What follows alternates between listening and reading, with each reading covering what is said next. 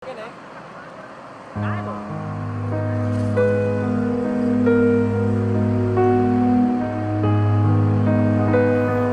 dalam kurun beberapa waktu terakhir, LBH Semarang kerap mendapatkan pengaduan atau laporan terkait dengan beberapa kasus yang kaitannya itu juga dengan kekerasan dilakukan oleh yang diterima oleh perempuan maupun transgender gitu.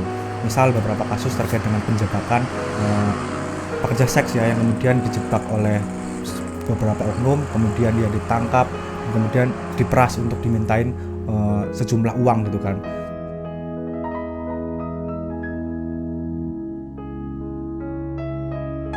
Kak Vindra. Ya. Dari mana Kak, bisa diceritakan? Saya dari PSL. Saya sehari-hari sebagai tukang pijat di berbagai kota. Iya. Halo, saya Ria. Saya TG di sini atau transpuan dari Semarang. Saya ikut komunitas Perbaris Satu Hati. Halo, nama saya Aziza. Usia saya 23 tahun. Saya kerja sebagai LC dan Pekerja seks ya. pekerja seks. Oke. Bisa diceritakan apakah kakak pernah mengalami pengalaman yang tidak mengenakan lah istilahnya di situ saat melakukan pekerjaan kakak seperti itu? Kalau untuk masalah pekerjaan sih buat saya itu tidak ada, Mbak.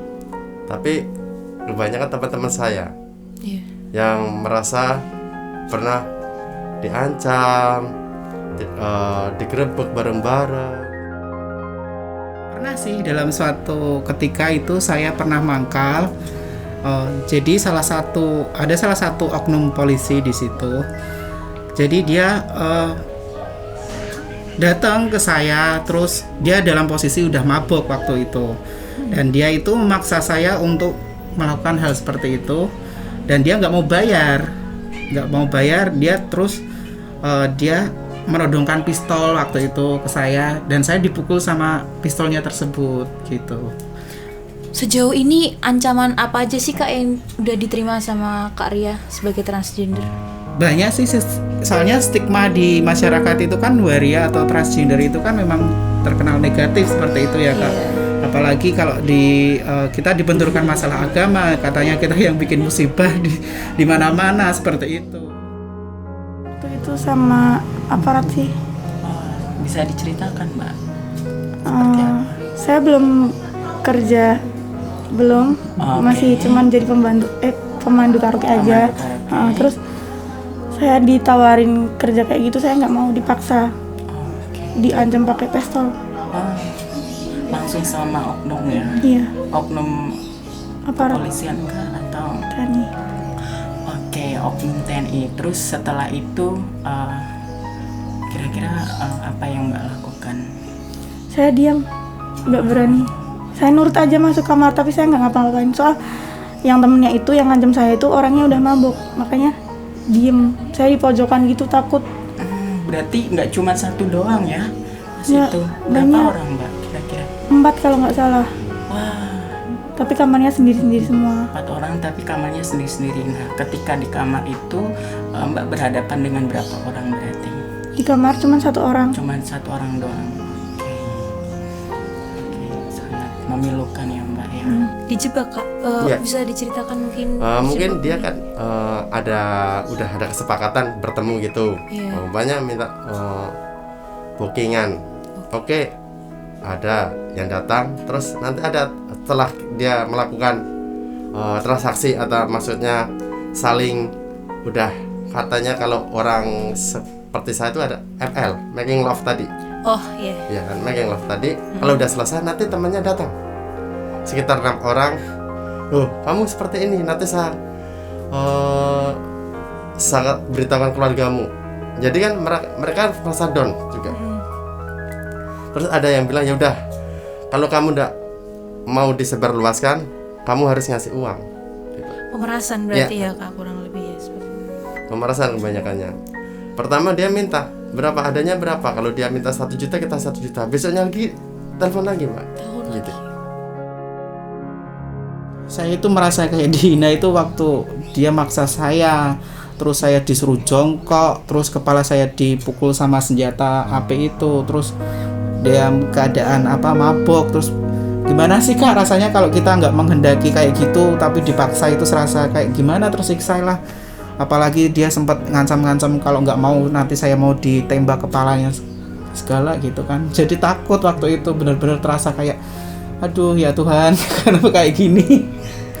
Itu Kak Ria mengalaminya sendirian atau ada temannya waktu itu? Waktu itu ya ada sih teman, cuman kan saya waktu itu kan diajak dia ke suatu tempat gitu. Jadi benar-benar saya berdua sama dia, nggak ketahuan sama teman-teman. Kalau seandainya saya teriak pun saya takut juga karena dia memang benar bawa senjata api gitu Kak. Gimana sih rasanya kalau diancam kok mau dibunuh itu? Kemudian untuk pengalaman lain yang tidak menyenangkan selama bekerja kira-kira ada nggak? Orang seenaknya sama kita. Seperti apa? Kalau kita nggak mau, harus mau, dipaksa. Selalu ngancem. Kadang ada juga waktu kita ngelayanin nyanyi gitu toh, seenaknya dijambak gitu juga pernah. Dijambak tanpa alasan atau kemudian dijambak terus disuruh apa gitu? Kan namanya komputer kan kadang lemot ya Mbak. Itu kan bukan salah kita. Iya. Terus yang disalahin kita, tiba-tiba dijambak, kamu tuh nggak bisa apa-apa kerja kayak gini, digituin. Oke. Padahal bukan salah Mbak ya. Terus kemudian karena Mbak bekerja di situ alih-alih sebagai bentuk pelampiasan, jadinya Mbak yang kena gitu.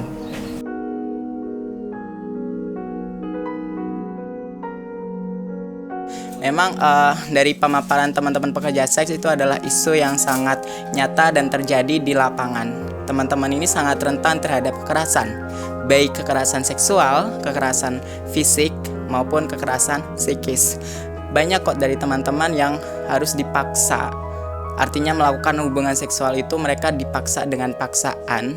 Kemudian ada juga teman-teman yang dipukul, terutama teman-teman transgender ya, karena identitas gendernya sebagai seorang transgender, kemudian profesinya adalah seorang pekerja seks.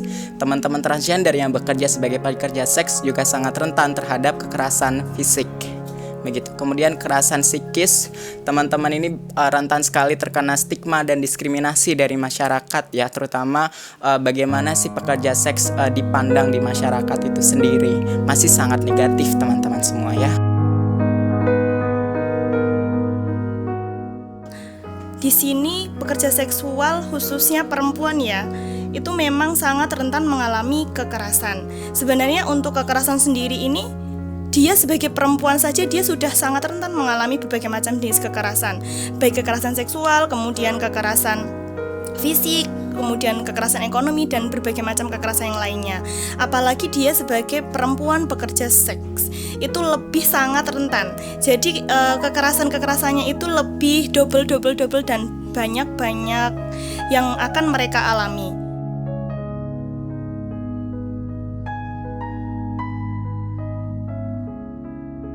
Jadi kemudian muncul pertanyaan nih, kalau memang terjadi kekerasan atau kriminalisasi misalnya, apa sih yang harus dilakukan gitu kan?